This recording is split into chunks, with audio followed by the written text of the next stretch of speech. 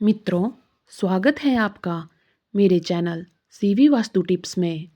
दोस्तों, सबसे पहले आप सभी को मेरा नमस्कार और सच्चे मन से एक बार बोलिए राधे राधे। जय श्री कृष्ण, जय गोवर्धन महाराज की।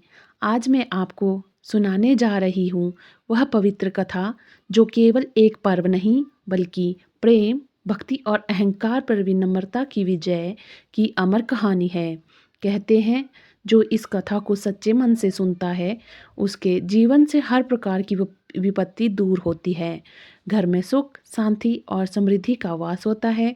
तो आइए डूब जाइए उस पवित्र कथा में।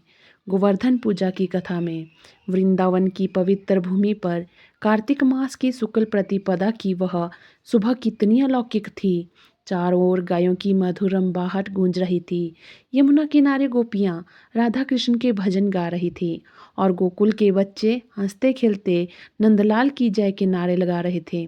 हर ओर उत्सव का वातावरण था, क्योंकि उस दिन गोकुल के लोग देवताओं के राजा इंद्रदेव की पूजा की तैयारी कर रहे थे।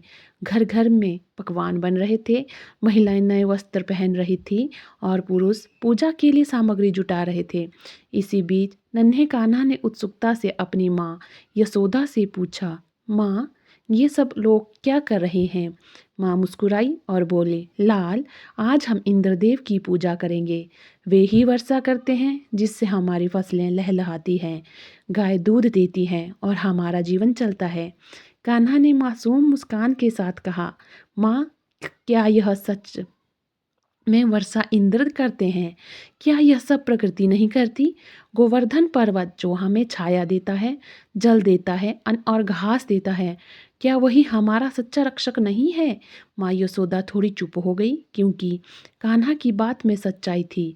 फिर नन्हे कृष्ण ने पूरे गोकुल को समझाया कि असली पूजनीय कोई देवता नहीं बल्कि वह प्रकृति है जो हमें जीवन देती है। उन्होंने कहा, हमारे गोवर्धन पर्वत ने हमें सब कुछ दिया है, तो हमें उसी की पूजा करनी चाहिए। और तभी लोगों ने इंद्र की जगह गोवर्धन पर्वत की पूजा करने का निश्चय किया। अगले दिन ब्रजवासी अपने अपने घरों से तरह तरह के पकवान, मिठाइयाँ, दाल चावल, घी, सब्जियाँ लेकर आए। गायों को फूलों से सजाया गया, उनके सींगों पर रंग लगाए गए और सबने मिलकर गोवर्धन पर्वत के चारों ओर प्रसाद अर्पित किया। वह दृश्य इतना भव्य था कि जैसे स्वयं स्वर्ग पृथ्वी पर उतर आया हो। लोग नाच रहे थे, गा रहे थे और भगवान श्री कृष्ण का नाम ले रहे थे। सभी ने पर्वत की परिक्रमा की और हृदय से कहा, जय गोवर्धनधारी श्री कृष्ण। लेकिन उधर स्वर्गलोक में इंद्रदेव का क्रोध भड़क उठा। उन्होंने देखा कि ब्रजवासी अब उनकी पूजा नहीं कर रहे हैं, तो उनका अहंकार घायल हो गया। उन्होंने क्रोधित होकर अपने मेघों को आदेश दिया, जाओ, गोकुल पर ऐसी वर्षा बरसाओ कि यह सब तुम्हें याद रखे। फिर क्या था, काले घने बादल छा गए, बिजली कड़कने लगी और देखते ही देखते गोकुल पर मूसलाधार वर्षा शुरू हो गई। तेज हवाएं चलने लगी, नदियां उफान पर थी, घरों में पानी भर गया। लोग भयभीत होकर इधर उधर भागने लगे। गाय कांप रही थी, बच्चे रो रहे थे और हर ओर पुकार रहा था, कान्हा, हमें बचा लो। तभी श्री कृष्ण मुस्कुराए। उनकी आंखों में करुणा और चेहरे पर दिव्य तेज था। उन्होंने सबको शांत करते हुए कहा, डरो मत ब्रजवासियों, जिस गोवर्धन पर्वत की तुमने पूजा की है वही तुम्हारी रक्षा करेगा। यह कहकर उन्होंने अपनी छोटी सी कनिष्ठा उंगली से विशाल गोवर्धन पर्वत को उठा लिया। वह दृश्य अविश्वसनीय था। कृष्ण एक हाथ से पर्वत उठाए खड़े थे और उनके चारों ओर ब्रजवासी, गोप गोपियाँ, गाय, बच्चे सब आश्रम लिए खड़े थे। 7 दिन और 7 रात एक निरंतर वर्षा होती रही, परंतु पर्वत के नीचे किसी को एक बूंद भी नहीं लगी। लोग वहाँ कृष्ण के साथ नाचते गाते रहे, हंसते रहे और उन्हें निहारते रहे। वह एक दिव्य उत्सव था, जहाँ भय के बीच में भी भक्ति का सागर उमड़ पड़ा था। माँ यशोदा बार बार कृष्ण के पास आकर कहती, लाल, थक गए हो क्या? हाथ बदल लो। परंतु कृष्ण मुस्कुराकर कहते, माँ, जब तक मेरे ब्रजवासी सुरक्षित हैं तब तक यह हाथ थक नहीं सकता। इन 7 दिनों में हर दिल ने देखा, सच्चा देवता वह नहीं जो भय दिखाए, बल्कि वह है जो अपने भक्त की रक्षा करे। जब इंद्र ने देखा कि 7 दिन बीत गए और वर्षा का कोई असर नहीं हुआ, तो उनका घमंड टूट गया। वह स्वयं अपने हाथ जोड़कर भगवान के सामने आए और बोले, प्रभु मुझे क्षमा करें, मैं अपने अहंकार में इतना अंधा हो गया था। आपने दिखा दिया कि सच्चा देवत्व विनम्रता में है, न कि शक्ति के प्रदर्शन में। श्री कृष्ण ने मुस्कुराकर कहा, इंद्र, तुमने अपना कर्म त्यागा नहीं, बस उसमें अहंकार जोड़ लिया था। याद रखो, शक्ति तभी पवित्र होती है जब उसमें करुणा हो। इंद्र ने सिर झुका दिया और श्री कृष्ण ने गोवर्धन पर्वत को पुनः अपनी जगह स्थापित किया।